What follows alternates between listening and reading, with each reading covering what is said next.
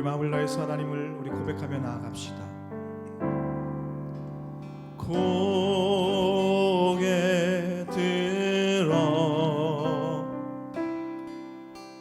주를 맞이해 엎드려 경배하며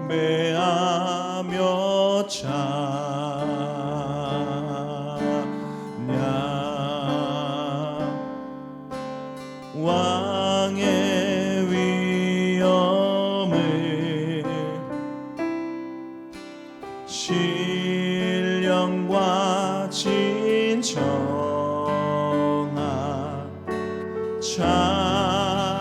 찬양으로 영광 돌려 만왕의 왕께 우리 목소리 높여 고백합시다.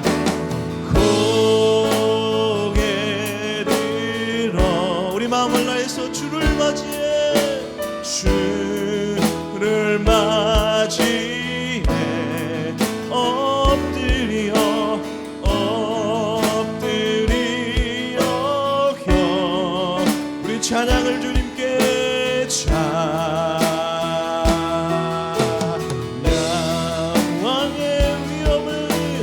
왕의 위엄을 신령과 진정 우리의 찬양으로 영광 돌려 만왕의 우리 다시 한번 우리 주의 이름을 고백합시다. 고개 들어 고개 들어 주를 맞이해 엎드려 우리 찬양 주님 앞에 찬양 주님께 영광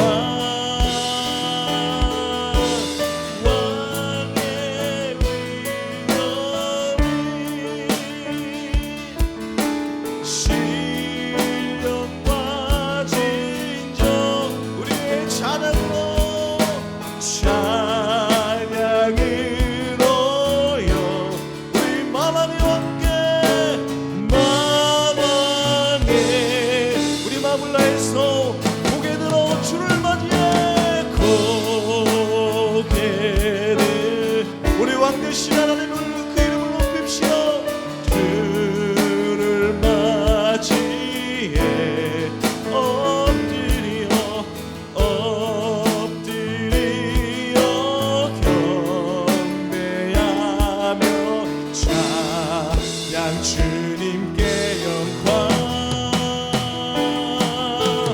왕의 위엄을 신령과 진정 우리의 찬양으로 우리 주님 앞에 영광 돌려 만왕의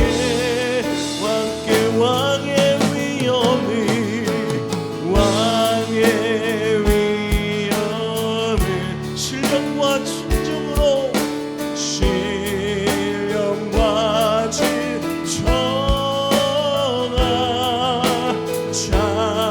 우리 주님 앞에 영광 돌려 만왕의 왕께 우리 시간 하나님 앞에 우리 기도하며 나아갔으면 좋겠습니다. 하나님 우리의 마음이 우리의 모든 생각이 이 시간 하나님 앞에 있기를 소원합니다. 우리 모든 근심과 염려와 모든 문제를 주 앞에 내려놓고 우리를 온전하게 하신 그 주의 이름만 높일 수 있도록 하나님은 이 시간 우리를 주장하여 주시옵소서. 우리 같이 믿음으로 우리 주여 한번 외치며 기도합시다. 주여 주님 이 시간 주 앞에 우리 모든 마음을 이 시간 내려놓소 원합니다. 하나님만 이 시간 높이 받아주시고 우리 모든 연약한 것들이 주의 온전하신 그 이름 앞에 다 떠나가게 하시고 하나님의 그 영광만이 하나님의 그 은혜만이 이 시간 충만한 시간 될 수 있도록 이 시간 충만하게 하나님 역사하여 주시옵소서. 고백하고 사모하는 모든 입술마다 하나님의 영광을 보게 하시고 그 하나님의 그 충만함을 경험할 수 있도록 인도하여 주시옵소서. 하나님의 마음이 더욱더 간절함으로 주의 이름을 고백하기를 원합니다. 우리 모든 입술이 하나님만 찬양하기를 원합니다. 우리 모든 근심이 다 떠나가고 온전케 하시며 평화에 오르신 하나님의 샬롬이 이 시간 우리 마음을 모든 것 감기를 소원하오니 하나님 시간 역사하여 주시옵소서. 주님 왕의 위엄을 왕의 위엄이 신령과 질처가 자 우리 주님만 영광 돌려 나눠 우리 다시 한번 우리 마지막으로 선포합시다. 왕의 위엄을 왕의 위엄을 신령과 질처가 자 우리 주님 앞에 영광 돌려 만왕의 우리 왕 되신 하나님께 우리 큰 박수로 영광 돌립시다. 할렐루야. 주의 이름만 높이 받을지어다. 할렐루야.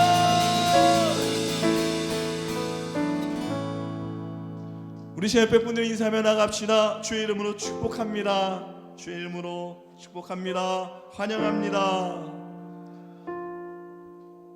우리 주의 이름을 더욱 사모하는 마음으로 이 시간 우리 박수 치면서 우리 같이 우리 기쁜 마음으로 선포하며 나갑시다.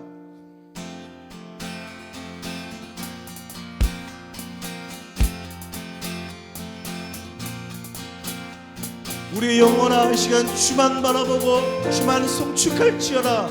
이 시간 모든 우리 영혼이 하나님의 그 이름만 송축하기를 원합니다. 우리 같이 선포하면서 우리 고백하며 나아갑시다. 내 영혼이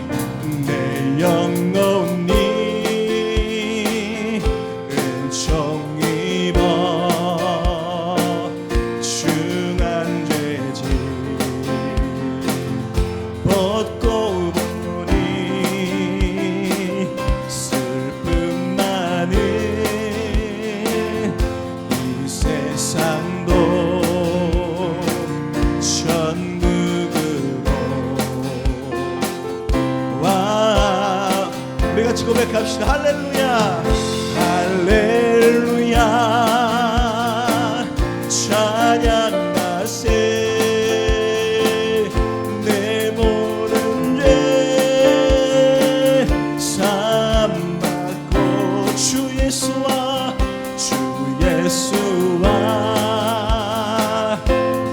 동행하니 그 어디나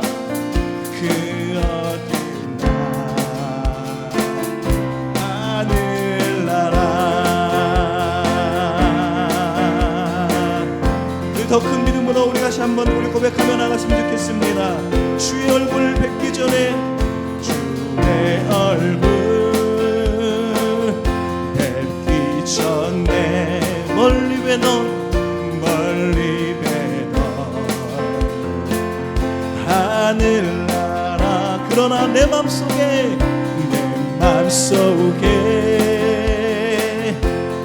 이어지니 날로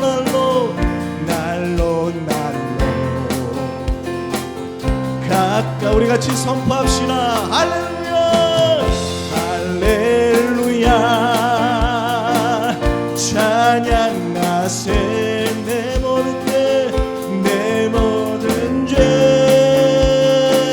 사함받고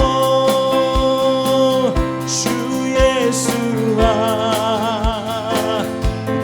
동행하니 그 어디나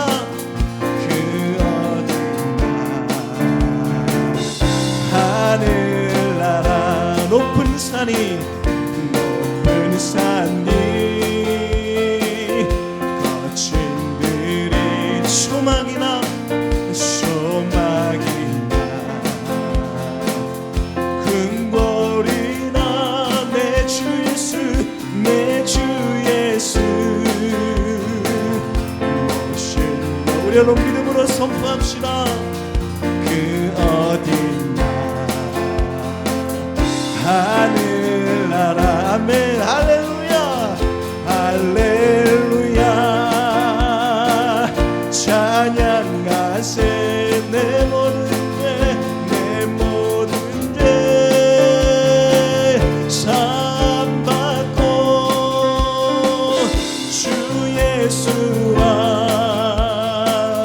동행하니 그 어디나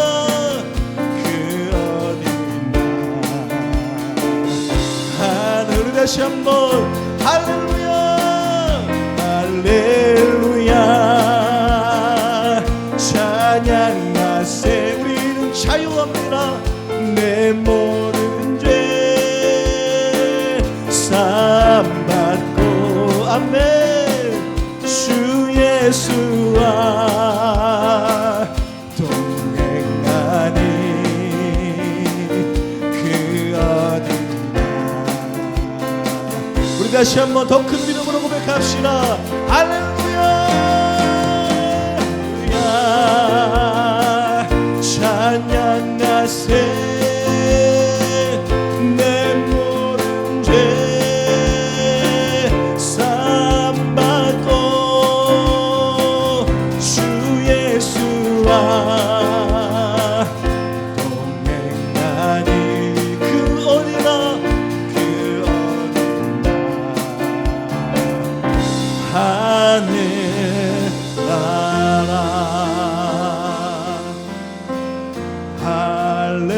할렐루야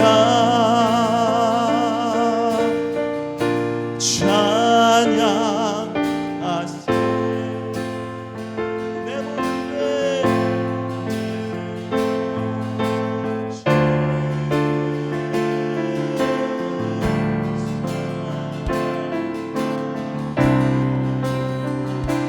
주 예수와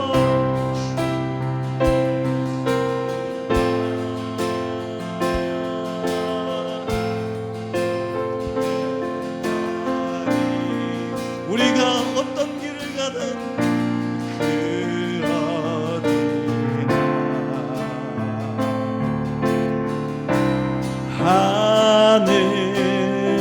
하늘나라.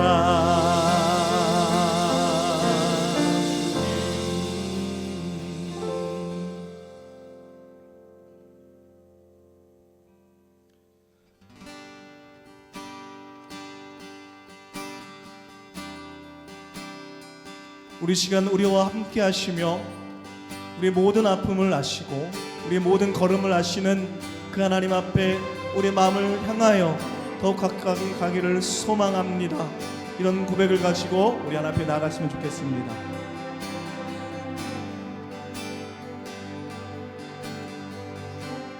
주께 가까이 주께 가까이 날 이끄소서. 간절히 주님만을 원합니다. 채워주소서. 주의 사랑을 진정한 찬양 드릴 수 있도록. 우리 다시 한번 고백할까요? 주께 가까이 날 이끄소서. 간절히 주님만을 원합니다. 채워주소서. 채워주소서. 주의 사랑을 진정한 찬양 드릴 수 있도록. 목마른 나의 영혼 주를 부르 나의 마음 만져 주소서. 주님만을 원합니다. 더 원합니다. 나의 마음 만져 주소서. 우리 우리 다시 한번 고백합시다. 주께 가까이 주께 우리를 이끄소서. 나니 간절히 주님만을 원합니. 하나님 채워주소서. 주의 사랑 진정한 찬양들이 수 있도록. 목마른 나의 영혼 주를 나의 맘 만져 주소서. 주님만을 더 원함. 나의 맘 만져. 우리 목소리 높여 고백합시다. 목마른 나의 영혼 주를 나의 맘 만져 주소서. 주님만을 원합니다. 더 원함. 나의 맘 만져. 우리도 간절함으로 고백합시다. 목마른 나의 영혼 주를 나의 맘 만져 주소서. 우리 주님만 원합니다.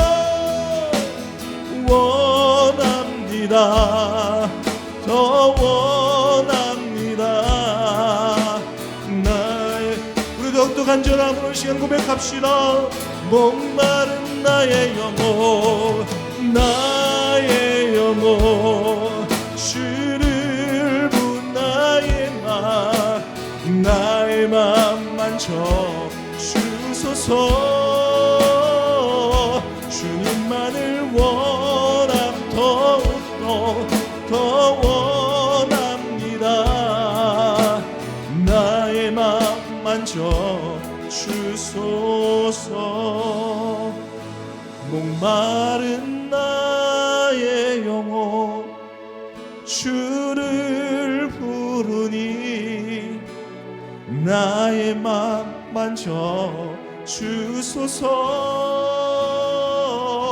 주님만을 원합니다. 더 원합니다. 나의 마음 만져 주소. 우리 눈을 감고 같이 고백합시다. 주님만을 원합니다. 더 원함. 나의 마음 만져 주소서. 나의 마음 만져 주소서. 우리 시간 하나님 앞에 우리 기도하며 나아갑시다. 헛되고 헛된 것들을 구하였던 우리들의 마음을 이 시간 주 앞에 내려놓고 우리를 영원히 살게 하시며 세상에 줄 수 없는 참 평안으로 우리와 함께 하신 그 예수 이름을 시간 우리가 기다리며 우리가 나아가오니 하나님 우리 마음과 깊이 온전히 하나님의 평안만 간구하게 하시고 그 예수 이름만 구하는 우리 인생 될 수 있도록 우리를 주장하시고 우리와 함께하여 주시옵소서. 늘 날마다 주와 함께 걸어가며 늘 날마다 주와 가까이 우리가 걸어나가는 우리 인생 될 수 있도록 우리를 주장하여 주시옵소서. 이런 우리 간절한 소망을 가지고 우리가 하나님 앞에 우리 주여 한번 외치고 우리 기도하며 나아갑시다. 주여 주님, 우리 목마른 영혼이 시간 주의 이름을 구합니다. 우리 목마름 이 시간 하나님의 이름을 하나님의 샬롬 이 시간 구하며 나아갑니다. 하나님 나를 만져주시고 나를 치유하여 주시고 목마른 나의 모든 영혼의 영원한 생수를 채워주시는 하나님의 이름으로 갈 수 있도록 하나님 인도하여 주시옵소서. 우리 평생에 우리 모든 순간마다 하나님을 만나며 하나님의 은혜를 구할 수 있도록 하나님 인도하여 주시옵소서. 우리의 영혼이 주를 구하며 우리의 영혼이 하나님을 간구하기를 소망하오니 하나님 나의 마음을 만져주시고 나의 모든 문들을 인도하여 주셔서 하나님만 만날 수 있도록 하나님 인도하여 주시옵소서. 주만 만나길 원합니다. 주만 하나님 구하길 원합니다. 하나님 이 시간 만드시길 수 있도록 하나님 인도하여 주시옵소서. 주님 원합니다. 하나님 이 시간 알아낼 수 있도록 인도하여 주시옵소서. 하나님 만난 것을 알릴 수 있도록 하나님 인도하여 주시옵소서. 주님.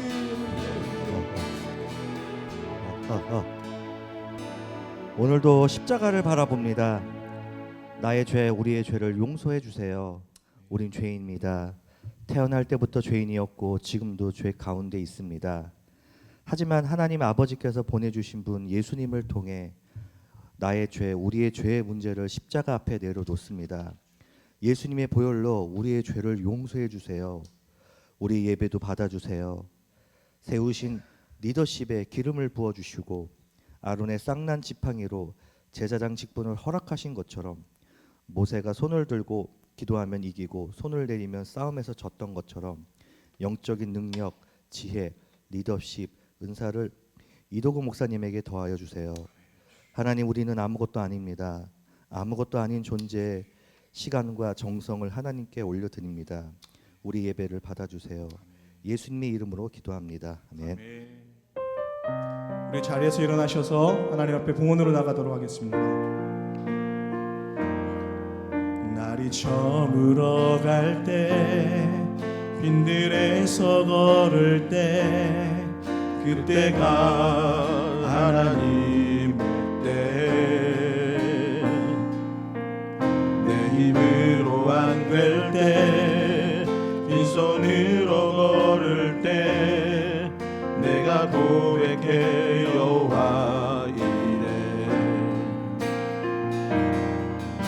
우리 모인 이곳에 주님 함께 계시네 눈이 내 아버지 은혜 적은 떡과 물고기 내 모든 걸 드릴 때 모두 고백해 여호와 두 손 들고 함께 고백하겠습니다. 주가 일하시네 주가 일하시네 주께 아끼지 않는 자에게 주가 일하시네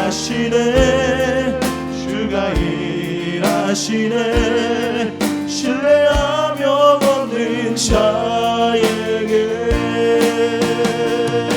주가 일하시네 주가 일하시네 주께 아끼지 않는 자에게 주가 일하시네 주가 일하시네 신뢰하며 얻는 자에게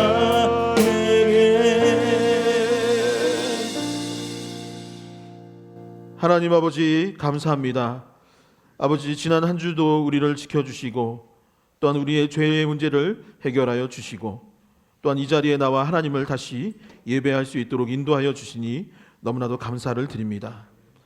아버지 우리가 주께 아끼지 않는 자들이 되기를 소망합니다. 또한 주를 신뢰하는 자들이 되기를 원합니다.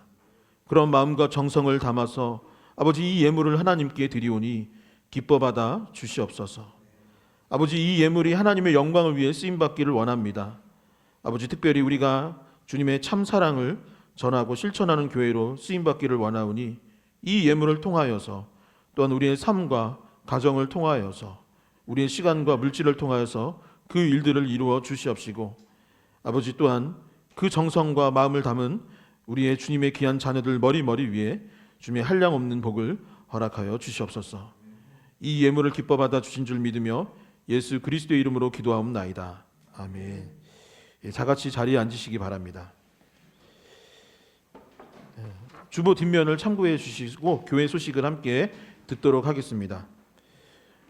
첫 번째 광고입니다. 리얼러브 교회 창립 1주년이 돌아오는 주일 2월 9일에 감사 예배로 드릴 예정입니다. 저희가 지난 2월 4일 2024년도 2월 4일에 이곳에서 예배를 시작했는데 벌써 1년이 되었습니다. 1주년을 맞이할 수 있도록 허락하신 하나님과 또한 함께해 주신 성도님들께 감사를 드립니다. 금요 기도회가 2월 7일 오후 7시 30분에 이 자리에서 있습니다. 2월 큐티책을 아직 수령하지 않으신 분들은 필경대에서 수령할 수 있습니다. 운영위원회 원래회가 2월 5일 돌아오는 수요일에 있습니다. 오늘도 전체 목장 모임이 있습니다. 오늘까지 4주차인데요. 마지막 전체 목장 모임이고 다음 주부터는 이제 목장별로 모일 예정인데 다음 주는 아까 말씀드린 것처럼 그 감사 예배가 있습니다. 기부금 영수증을 아직 신청하지 못하신 분들은 저에게 신청 부탁드립니다. 참사랑 사역 2월 일정을 참고해 주시고 많은 기도와 참여 부탁드립니다. 이 시간에는 하나님의 말씀 보는 시간입니다. 하나님께서 오늘 우리에게 주시는 말씀은 요한복음 18장 37절에서 40절의 말씀입니다. 빌라도가 이르되 그러면 내가 왕이 아니냐? 예수께서 대답하시되 내 말과 같이 내가 왕이니라. 내가 이를 위하여 태어났으며 이를 위하여 세상에 왔나니 곧 진리에 대하여 증언하려 함이로라. 무릇 진리에 속한 자는 내 음성을 듣느니라 하신대 빌라도가 이르되 진리가 무엇이냐 하더라. 이 말을 하고 다시 유대인들에게 나가서 이르되 나는 그에게서 아무 죄도 찾지 못하였노라. 유월절이면 내가 너희에게 한 사람을 놓아주는 전례가 있으니 그러면 너희는 내가 유대인의 왕을 너희에게 놓아주기를 원하느냐 하니 그들이 또 소리질러 이르되 이 사람이 아니라 바라바라 하니 바라바는 강도였더라. 아멘. 오늘도 서로를 축복하며 말씀으로 나갈 수 있기를 소망합니다. 옆에 분들에게 손을 내밀고 악수하면서 고백하겠습니다. 주님의 이름으로 사랑하고 축복합니다. 주님의 이름으로 사랑하고 축복합니다. 다시 앞뒤 사람에게 주님의 이름으로 사랑하고 축복합니다. 설 명절 잘 보내셨나요? 이제 진정으로 이제 2025년도가 시작되었습니다. 2025년 이 한 해 동안 예수 그리스도의 놀라우신 사랑과 축복이 여러분들의 삶과 가정 위에 넘쳐날 수 있기를 간절히 소망합니다. 20세기에 가장 큰 영향력을 끼친 신학자 중에 위르겐 몰트만이라는 분이 있습니다. 독일 분인데요. 작년 6월에 향년 98세로 이제 세상을 떠나신 분입니다. 제가 대학교 다닐 때, 제가 대학교는 서울신대 다니고 이제 대학원은 장신대를 다녔는데 신기하게도 학부 때 교수님도 몰트만의 제자였고 또 신대원 다닐 때 조직신학 교수님도 이 몰트만 교수님의 제자였어서 저도 신학을 하면서 이 몰트만의 이 신학의 영향을 알게 모르게 많이 받았던 사람 중에 한 명입니다. 이 위르겐 몰트만은 1926년에 태어나신 분이고 아까 말씀드렸듯이 독일에서 성장하셨습니다. 그런데 이 1926년에 태어나서 이분이 청년이 되었을 때 독일에서는 전 세계적으로 어떤 일이 있었냐면 세계 2차 대전이 일어났던 것이죠. 그래서 실제로 이 2차 대전을 겪었던 분이 바로 몰트만 이 선생님, 교수님이셨습니다. 그리고 이 몰트만이 또 어떤 일이 있었냐면 젊은 날에 2차 세계대전을 겪은 것뿐만 아니라 이른 나이에 이 세상에서 이제 아내가 죽음을 맞이하는 것을 경험하게 되었던 것이죠. 그런데 위르겐 몰트만은 이 문제에 대해서 해답을 찾고자 했던 것입니다. 어떻게 이 삶 가운데 이런 혼돈이 있는가? 어떻게 이런 고통이 있는가? 기쁨과 감사와 즐거움 가운데 행복하게 살아가는 것이 인생이었으면 했지만은 위르겐 몰트만이 겪었던 세상은 죽음, 전쟁, 아픔, 고난이었던 것이죠. 그래서 이 문제를 해결하고자 이 문제에 대한 답을 찾고자 성경에서 그 해답을 찾기 시작했습니다. 그리고 나서 이분이 찾아낸 결과를 책으로 펴냈는데 그것이 바로 1964년도에 폈던 희망의 신학이라는 책이었던 것이죠. 흔히 사람들은 종말에 대해서 두려워합니다. 우리가 보통 성경의 마지막 권인 요한계시록에 보면은 종말에 관한 이야기들이 있지 않습니까? 그리고 한국교회에도 정서적으로 어떤 마음들이 있냐면 종말의 때가 되면 굉장히 무서운 일들이 일어나고 죽음을 맞이하게 되고 강력한 무슨 심판을 받게 될 것이다라고 생각을 합니다. 그런데 위르겐 몰트만은 성경에서 어디에서 해답을 찾았냐면 예수 그리스도의 죽음과 부활 그리고 종말에서 해답을 찾게 되었던 것이죠. 어떻게 찾게 되었냐면 여러분 예수님이 우리를 위해서 십자가에서 죽으시고 부활하신 분입니다. 우리를 너무나도 사랑하셔서 그런 결정을 하셨던 것이죠. 그런데 그 예수님이 마지막 때에는 돌변을 하셔가지고 우리를 다 뭉개버리거나 다 처단해버리거나 그런 분으로 갑자기 바뀔 수 있을까요? 여러분들이 아는 예수님은 어떤 분입니까? 그럴 수 없다고 본 것이죠.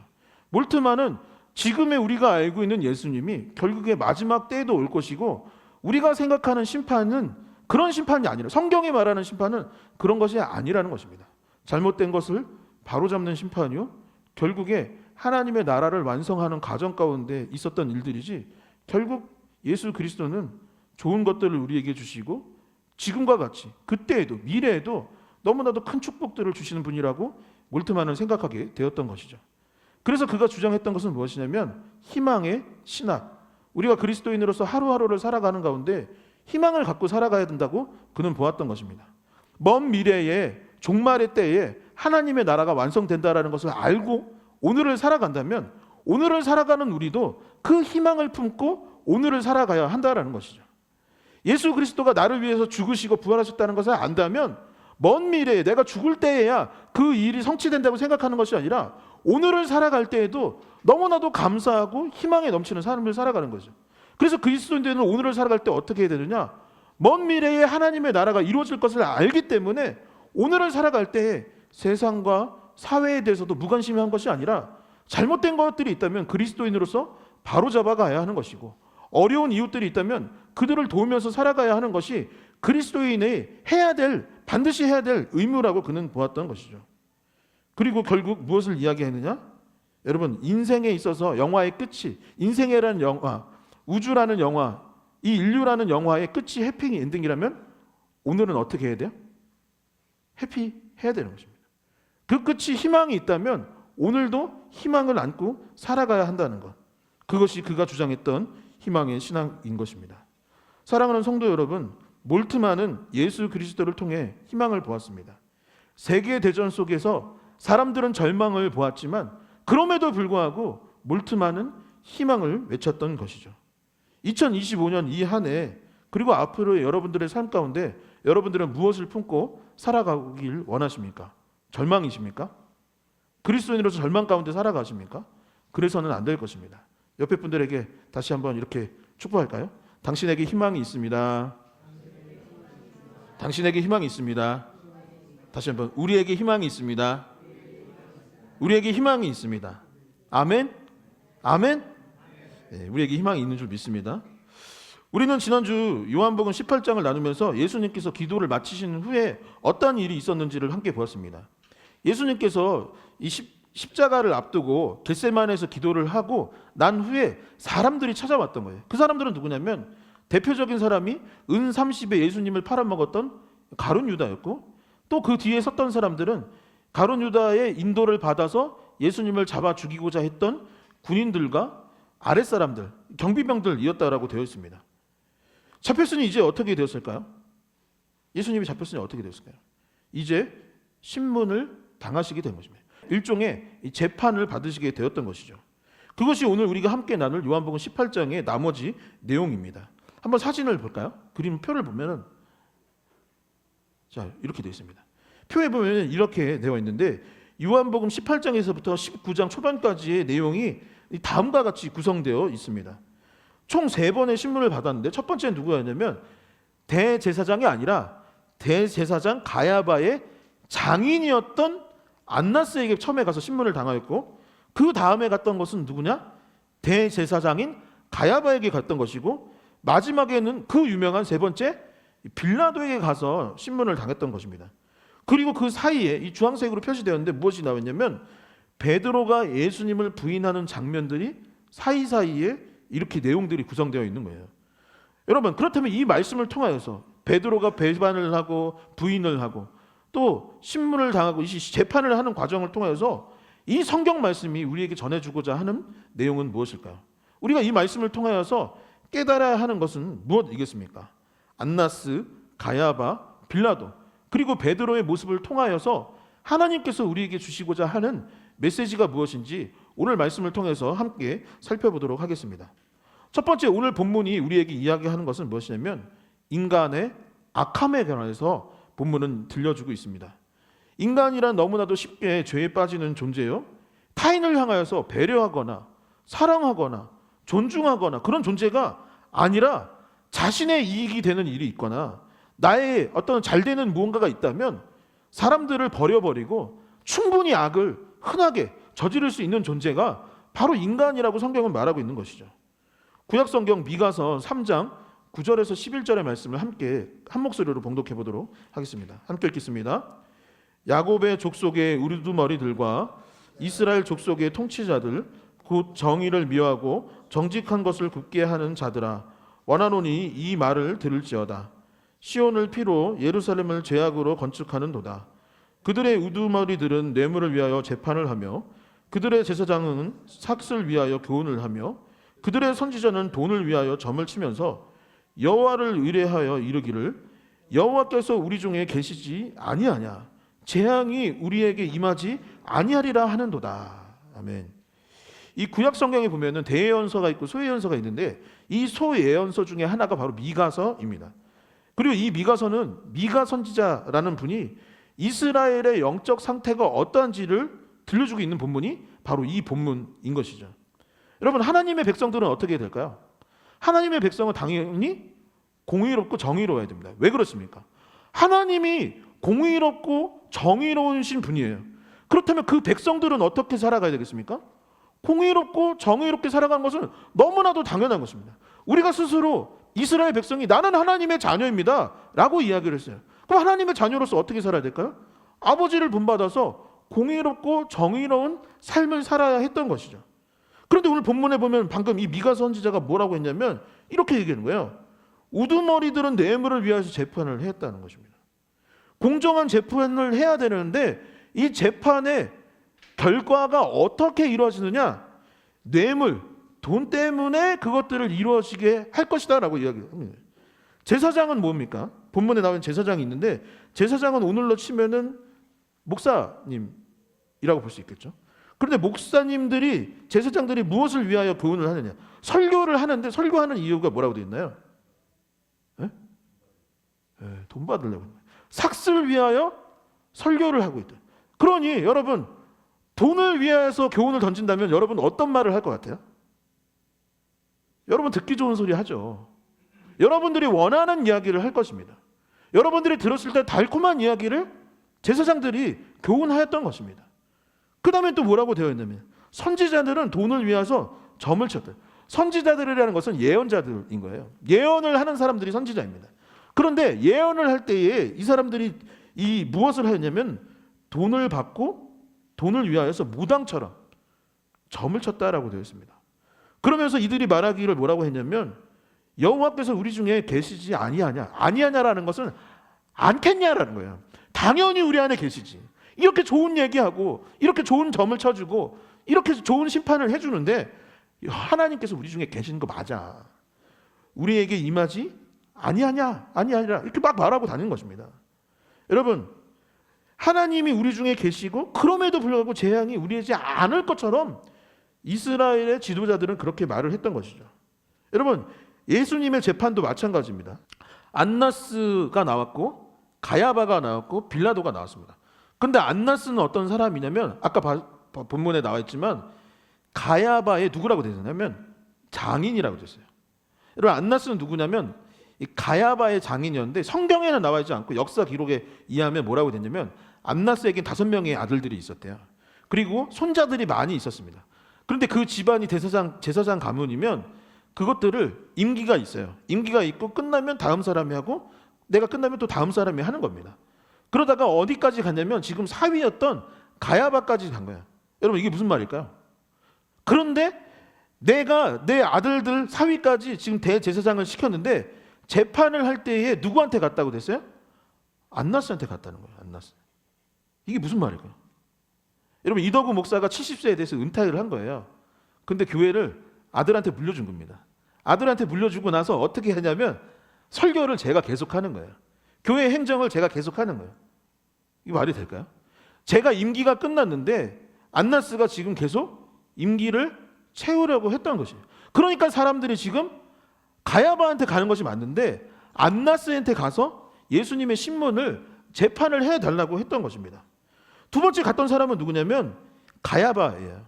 가야바는 이제 현재 대제사장 현직에 있는 사람이니까 갈 수 있겠죠. 그런데 안나스의 신문 이후에 가야바에게 보내졌는데 가야바가 한 말에 대해서 성경은 뭐라고 되었냐면 요한복음 18장 14절을 제가 한번 읽어보겠습니다. 이렇게 써 있습니다. 가야바는 유대인들에게 한 사람이 백성을 위하여 죽는 것이 유익하다고 권고했던 자라라는 거예요. 여러분, 공정한 재판, 정의로운 재판은 어떤 재판입니까? 미리 판단하는 재판은 잘못된 거죠. 미리 재판의 결과를 내놓고 신문을 하고 재판을 하는 것은 잘못된 재판입니다. 그런데 본문은 뭐라고 되냐면 가야바가 이미 예수님을 죽일 마음을 먹고 재판을 하기 시작했다라고 결론 짓고 있는 것입니다.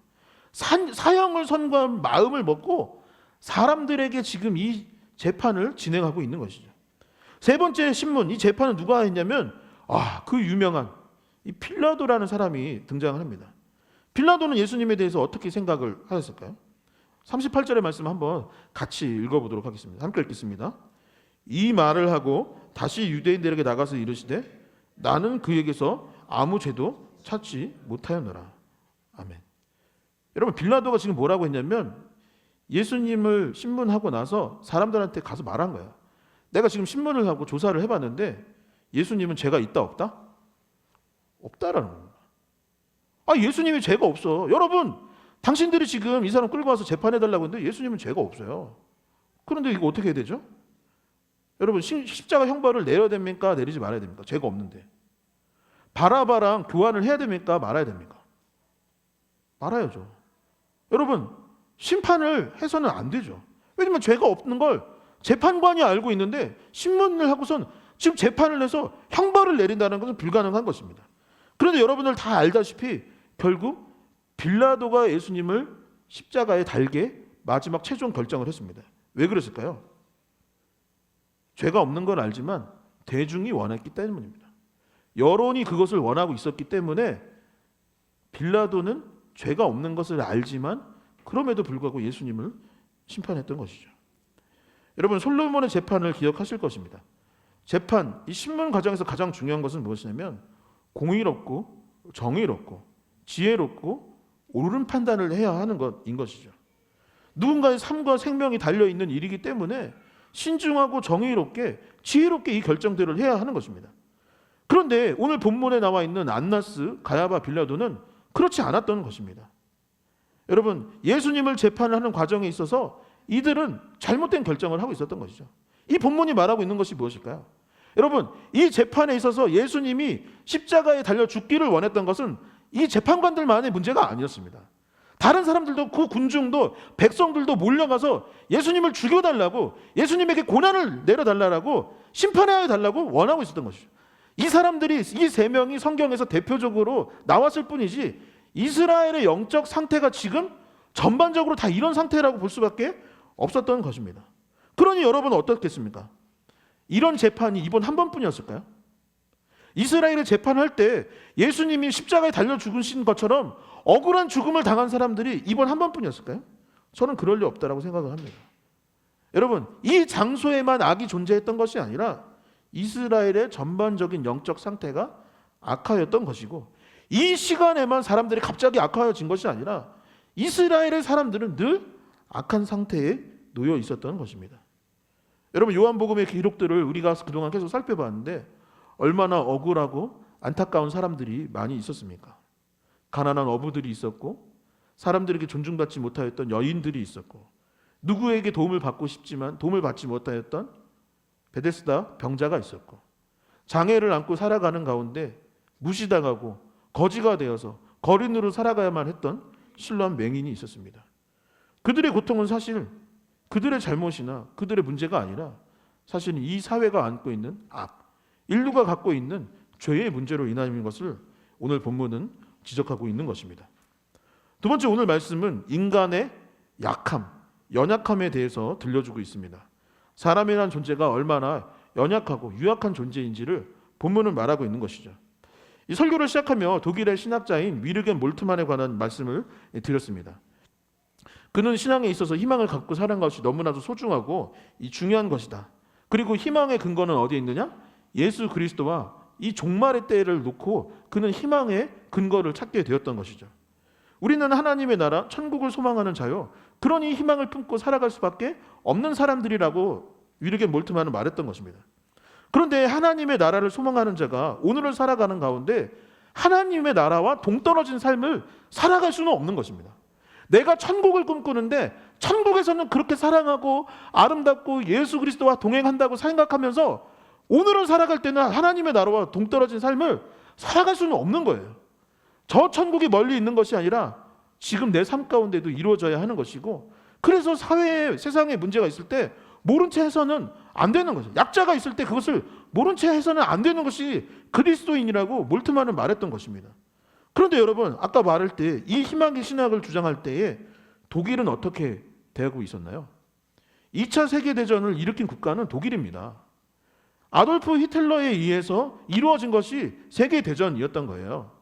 나치 당이라는 어떤 정치 세력이 당을 짓고 전쟁에 올인을 했기 때문에 2차 세계대전이 일어났던 것입니다. 그런데 다시 한번 얘기를 하면, 여러분, 독일은 어떤 국가입니까?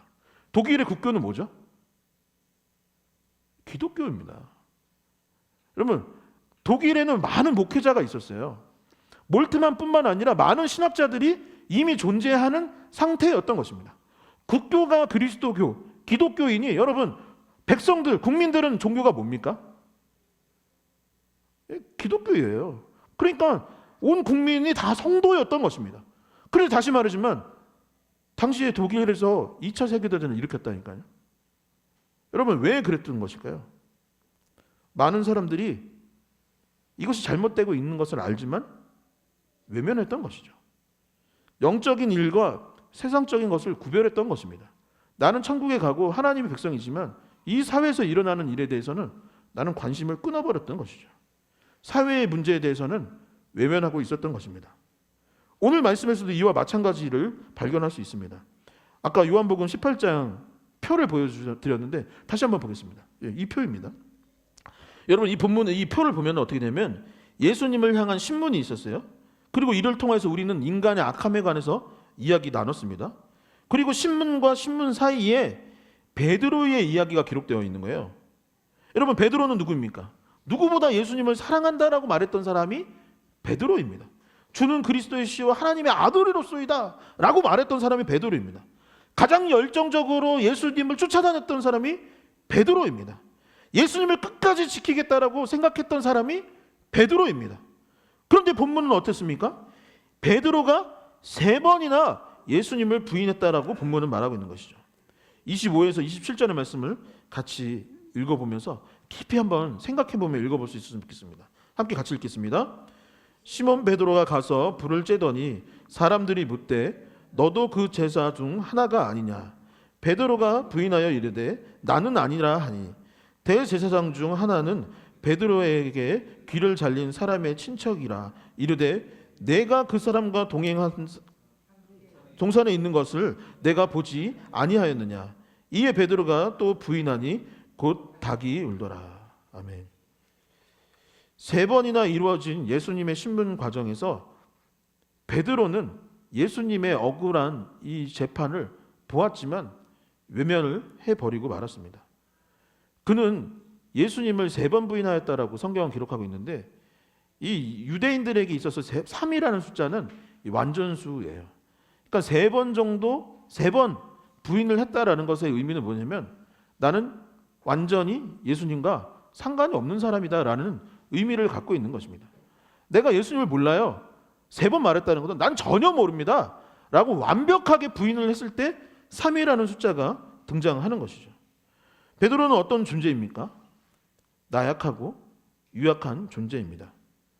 몰트만의 젊은 날 독일 교회와 같이 문제가 있는 것을 알지만 문제를 외면하였던 약한 모습을 보이고 있습니다.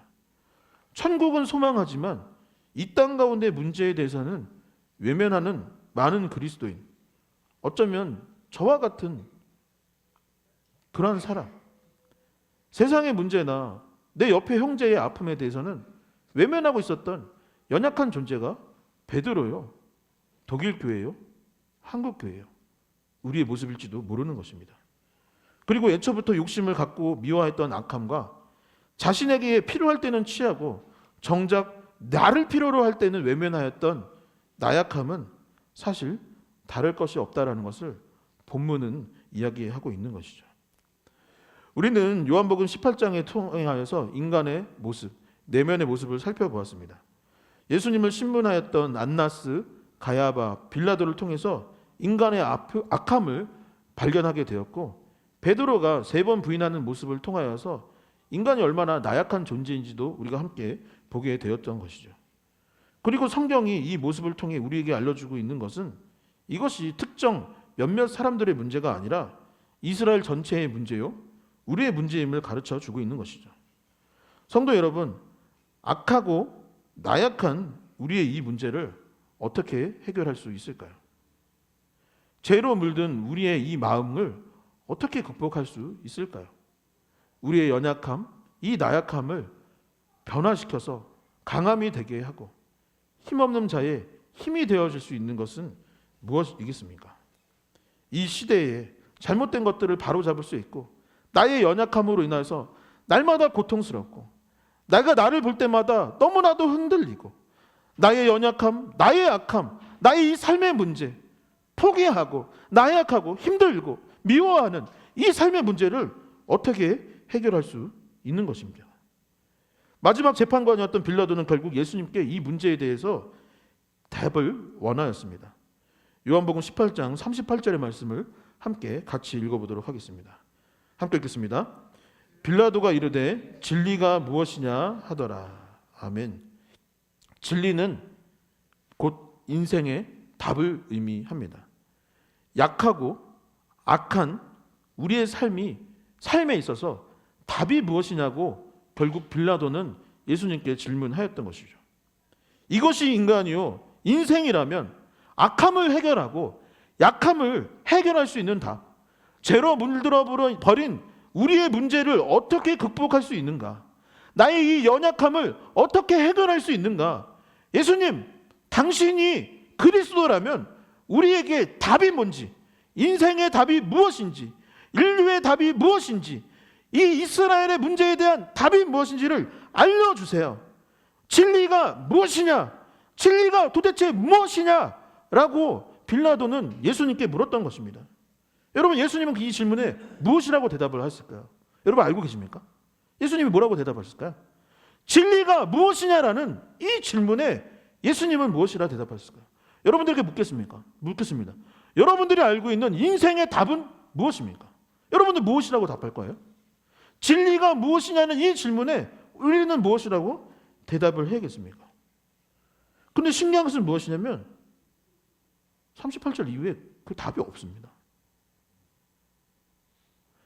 빌라도가 진리가 무엇이냐라고 물어봤는데 예수님이 답변을 하지 않은 거예요. 아무 말도 없었던 것입니다.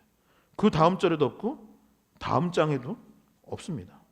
여러분, 진리는 무엇일까요? 예수님은 그들에게 말로 하지 않고 행동으로 진리를 보여주셨습니다. 그것이 무엇입니까? 다음에 이어지는 요한복음 19장의 장 제목은 그리스도의 십자가입니다. 말로는 도저히 표현할 수 없는 하나님의 사랑, 그리스도의 십자가가 바로 우리가 안고 사는 이 인생의 답이라고, 그것이 바로 진리라는 것을 말로 하지 아니하시고 그리스도의 십자가를 통하여서 우리에게 전해주고 있는 것이죠. 말씀을 정리하도록 하겠습니다. 오늘 말씀의 제목은 진리는 무엇입니까? 였습니다. 악하고 약하단 우리의 약하게 살아가는 우리의 인생의 답, 진리는 그리스도의 십자가입니다. 그리고 여러분들 중 다수는 이미 진리를 믿고 따르고 계실 것입니다. 혹 지난 한 주간 설 명절이라는 이유로 아니면 나의 어떠한 다른 이유들로 인하여서 내 인생의 답이 그리스도의 십자가라는 것을 잊어버리고 살지는 아니하셨습니까? 내가 교회에 출석하고 하나님을 믿고 살아가지만 정작 그리스도의 십자가 안에 답이 있다라고 생각하지 않고 다른 것에서 답을 찾고 살아가지는 않으셨습니까? 만약 그렇다면 진리 가운데 돌아갈 수 있었으면 좋겠습니다. 그리스도의 십자가로 우리의 중심을 돌려놓을 수 있었으면 좋겠습니다. 그리고 다시 희망을 품을 수 있기를 소망합니다. 십자가를 품는 것은 곧 희망을 품는 것입니다. 예수 그리스도의 십자가가 있으면 좌절과 절망이 아니라 결국 희망이 회복되는 것이죠. 우리를 죽기까지 사랑하신 주님이 여전히 저와 여러분들과 함께 하시고 그 주님께서 하나님의 나라를 약속해 주고 계십니다. 그러니 2025년 절망에 빠지지 마시기 바랍니다. 절대 절망하지 마십시오. 절대 절망하지 마십시오. 여러분, 절대 절망하면 안 됩니다. 그리스도가 내 인생의 답이기 때문에, 예수 그리스도가 내 인생의 진리이기 때문에 우리는 2025년에도 희망을 품고 살아가게 될 줄 믿습니다. 예수님께서 우리에게 가장 좋은 일들을, 가장 좋은 일들을 계획하고 계신다라는 이 사실을 믿고 그리스도의 십자가를 내 인생의 답으로 여기며 희망 가운데 살아갈 수 있는 리얼러브 교회 성도님들 되시기를 주님의 이름으로 간절히 축원합니다. 함께 자리에서 일어나셔서 이 찬양 드리기를 원합니다. 주 예수보다 더 귀한 것은 없네. 이 세상 부귀와 바꿀 수 없네. 영 죽은 내 대신 돌아가신 그 놀라운 사랑 잊지 못해. 다른 것은 갖지 못하고 다른 것은 이루지 못하였을지 몰라도 내게 그리스도가 함께 한다는 그 사실 하나만으로 희망을 품고 이 찬양을 주님께 올려드릴 수 있기를 소망합니다.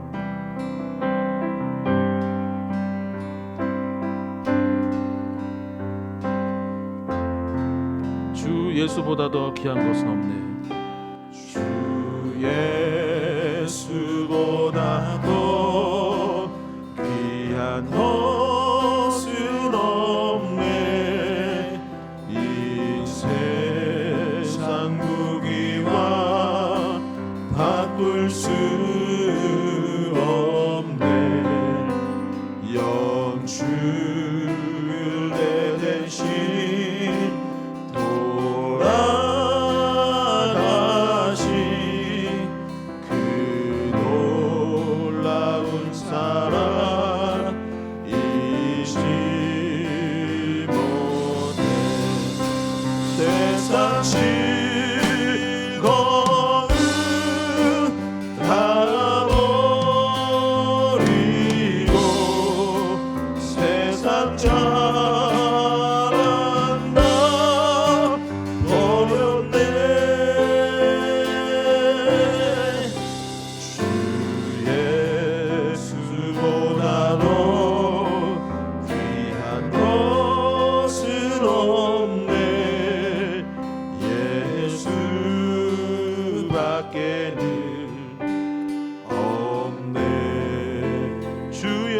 예수보다 더 주 예수보다 더 귀한 것은 없네. 이 세상 명예와 바꿀 수 없네. 전에 즐기던 세상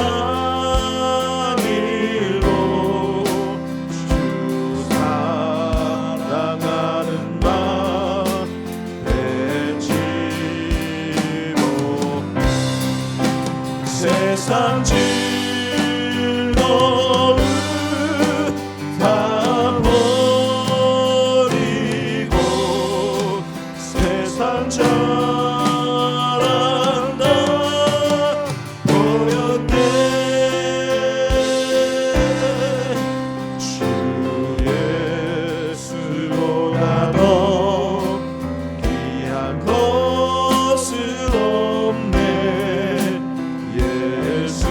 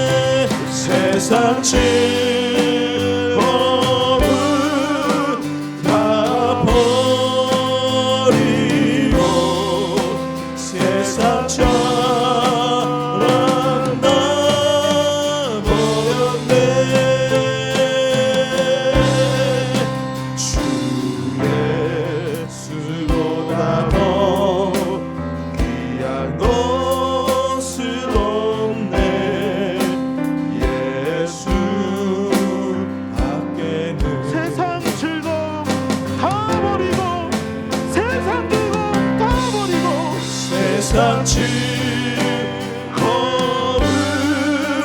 다 버리고 세상 잘한다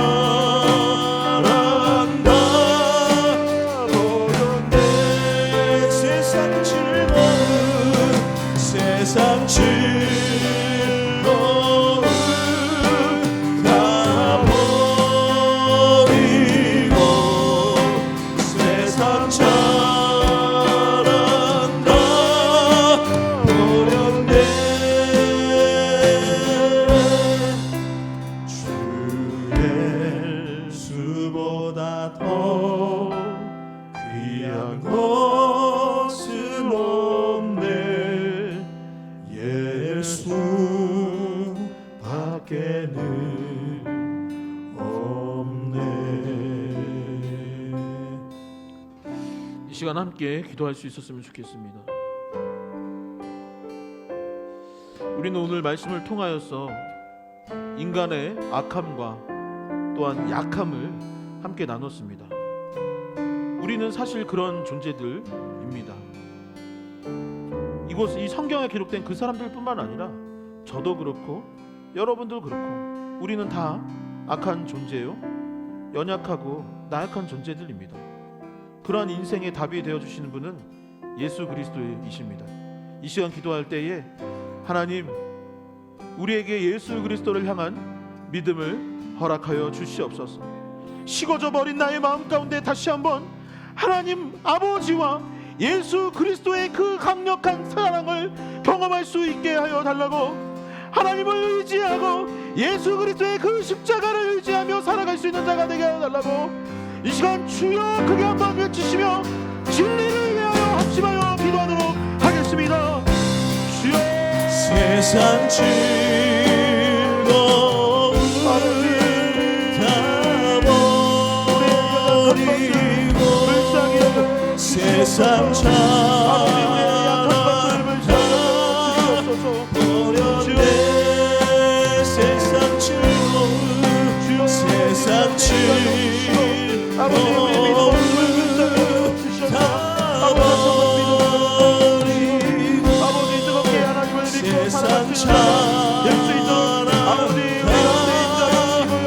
버렸네 세상 즐거움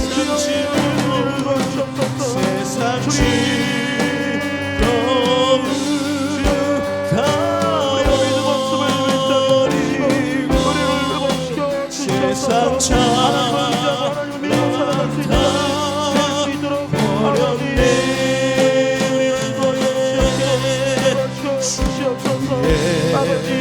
예수보다 더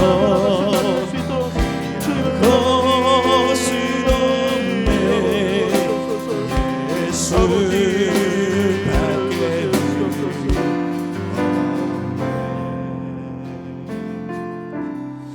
다시 한번 기도할 때 여러분들의 삶의 문제를 놓고 기도할 수 있으면 좋겠습니다. 하나님 나를 도와주시옵소서. 나의 연약한 이 마음을, 이 아픈 마음을 해결하여 주시옵소서. 우리의 가정 가운데 이 고통을 치유하여 주시옵소서라고 기도할 수 있으면 좋겠습니다. 그리고 우리 교회 성도님들 중에 힘들고 어려운 상황 가운데 있는 분들이 있습니다. 몸이 아파 오늘 나오지 못한 분도 있고 또한 가정의 어려움으로 인해 괴로워하는 분들도 있습니다. 이 시간 기도할 때에 우리가 함께 중보할 수 있었으면 좋겠습니다.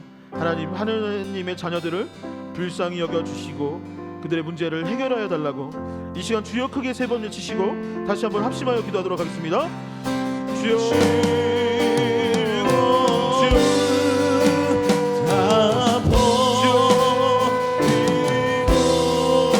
세상 잘한다 버렸네 아버지 위에 세상 우리의 고통을 다 불쌍히 여겨주시옵소서. 아버지 우리 가운데 각각의 문제가 있고 즐거움으로 아파하는 사람도 있고 오늘 또한 기도하는 세상 잘한다 버렸네 절망이 아닌 희망으로 우리를 열어주시옵소서. 우리에게 희망을 허락하여 주시옵소서. 우리의 소망되어 계시는 예수 그리스도를 붙들며 살아갈 수 있는 우리가 될 수 있도록 아버지 우리를 도와주시옵시고 우리의 문제들을 세상 찾아나 버렸네.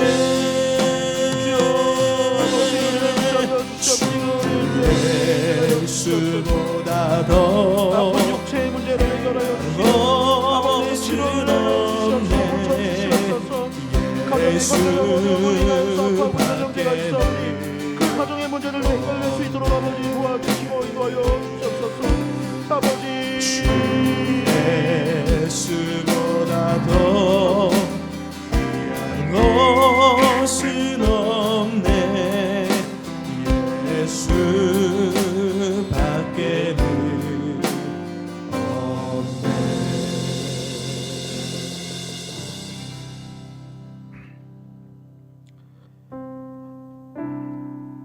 하나님,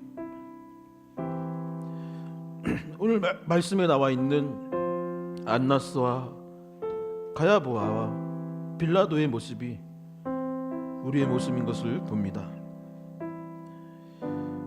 내가 어려울 때는 주님을 찾지만 정작 주님이 고난에 빠졌을 때 모른 채 하였던 연약한 베드로의 모습이 나의 모습인 것을 보게 됩니다.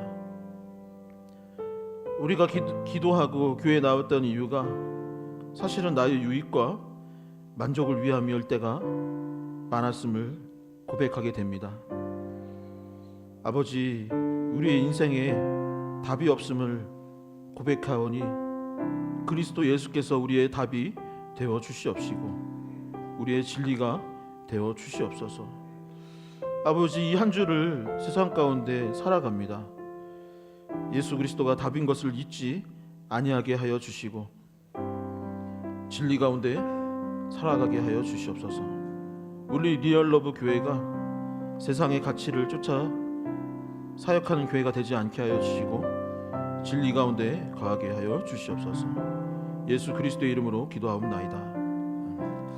이제는 주 예수 그리스도의 은혜와 하나님 아버지의 크고 놀라우신 사랑과 성령의 교통하심이 나의 인생에 답이 없음을 고백하며 내 인생에 답되어 주시고 진리되어 주시는 예수 그리스도를 믿고 의지하며 살아가기를 결단하는 이곳의 모든 주님의 자녀들 머리머리 위에 이제로부터 영원까지 함께하여 주시기를 간절히 축원하나이다.